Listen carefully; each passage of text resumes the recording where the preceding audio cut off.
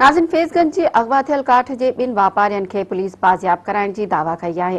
हिन हवाले सां वधीक अपडेट करे रहियो आहे मेराठ जो रिपोर्टर अमर शह।